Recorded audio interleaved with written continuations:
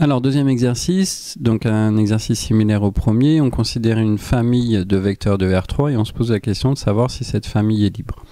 Donc je vais vous proposer deux méthodes. La méthode, c'est d'observer les trois vecteurs et de trouver une relation entre ces vecteurs.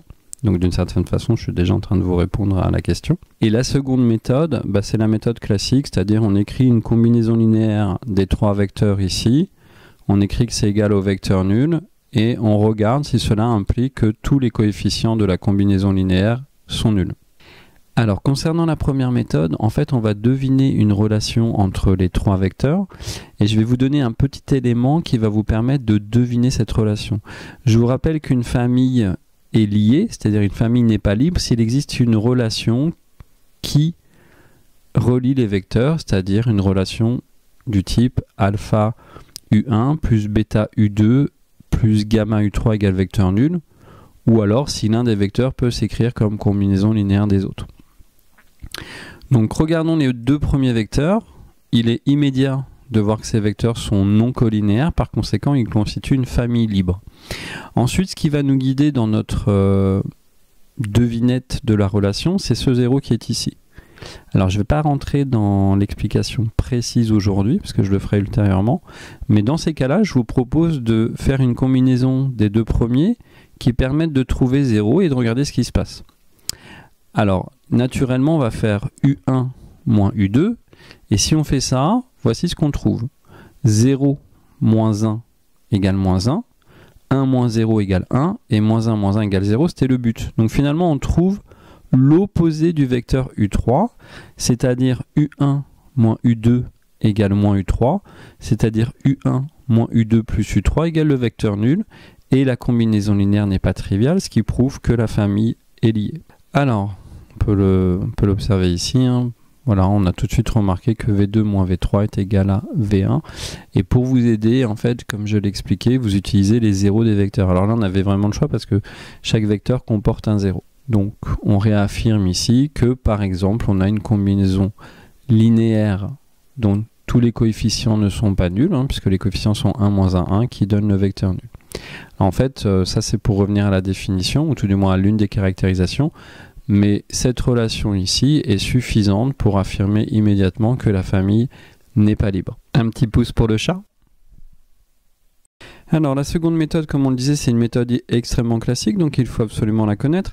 Donc par exemple, si vous prenez une combinaison linéaire des vecteurs qu'on va appeler V1, V2, V3 cette fois-ci, avec alpha, bêta, gamma, des nombres réels, et que vous écriviez que la combinaison linéaire est égale au vecteur nul, eh bien la question qui se pose, c'est est-ce que ceci implique que tous les coefficients sont nuls? Autrement dit, d'une certaine façon, ici, vous avez une égalité vectorielle, c'est-à-dire une équation vectorielle, qui se ramène à un système de trois équations à trois inconnus qui sont réels. Et la question qui se pose, c'est quelles sont les triplets solutions de cette identité vectorielle? Si le seul triplet solution, c'est le triplet 0, 0, 0, qui évidemment est solution, si c'est le seul, eh bien la famille est libre, et si ce n'est pas le seul, eh bien la famille est liée. Et en particulier, si ce n'est pas le seul, il y en a une infinité qui vont convenir.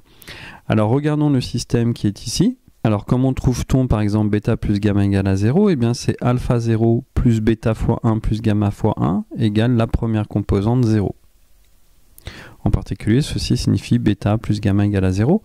Deuxième équation, alpha moins gamma égale à 0. Donc alpha fois 1 plus bêta fois 0 plus gamma fois moins 1 égale à 0. C'est-à-dire alpha moins gamma. Et de la même façon, moins alpha moins bêta plus 0 gamma égale à 0. C'est-à-dire moins alpha moins bêta égale à 0. On va donc résoudre ce système à trois équations, trois inconnues. Alors en réalité, on voit tout de suite que ce système implique que bêta égale moins gamma, que alpha égale à gamma, et qu'il n'y a pas de contrainte supplémentaire sur gamma. Par conséquent, cela signifie qu'on peut donner à gamma n'importe quelle valeur, et on va exprimer alpha et bêta en fonction de cette valeur. Donc d'une certaine façon, gamma joue le rôle d'un paramètre. Alors, si jamais on avait souhaité résoudre initialement ce système ici, eh bien, en général, on s'amène à un sous-système à deux équations, deux inconnues. Par exemple, on aurait pu faire la somme de la deuxième et de la troisième équation pour annuler alpha. Et on aurait eu l'équation moins gamma moins bêta égale à 0 et bêta plus gamma égale à 0, ce qui est en fait la même équation. Donc ça signifie en fait qu'on a un système de deux équations indépendantes à trois inconnus. Dans cette situation-là, quand vous avez plus d'inconnus que d'équations, il faut poser un certain nombre d'inconnus comme étant des paramètres. Donc ici, le système était très facile à résoudre et en particulier, on avait bêta égale moins gamma, alpha égale gamma et on n'avait pas de contrainte supplémentaire sur gamma, ce qui signifie qu'on pouvait donner à gamma le rôle de paramètre. On va donc par exemple donner une valeur non nulle à gamma, par exemple 1, et on va trouver tout de suite qu'il y a un triplet qui est solution, qui est alpha égale 1, bêta égale à moins 1 et gamma égale 1. Voilà, c'est ce qu'on réaffirme ici. Donc si on remplace dans l'équation initiale, eh bien, ça nous donne cette relation égale au vecteur nul, ce qui affirme le fait que la famille n'est pas libre. Évidemment, on aurait pu prendre 2 moins 2, 2. On aurait pu multiplier en fait cette équation par n'importe quel nombre réel, elle serait encore vérifiée. Donc ça nous donne une infinité de triplets solutions de l'équation de départ, à savoir celle qui est ici. Voilà. La conclusion est donc la même que celle que nous avons vue en premier lieu, c'est-à-dire la famille est liée.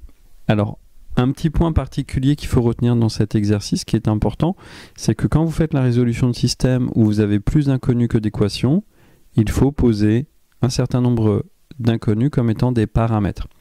Par exemple, si vous avez 5 inconnus et 2 équations, eh bien, vous posez 3 inconnus comme étant des paramètres.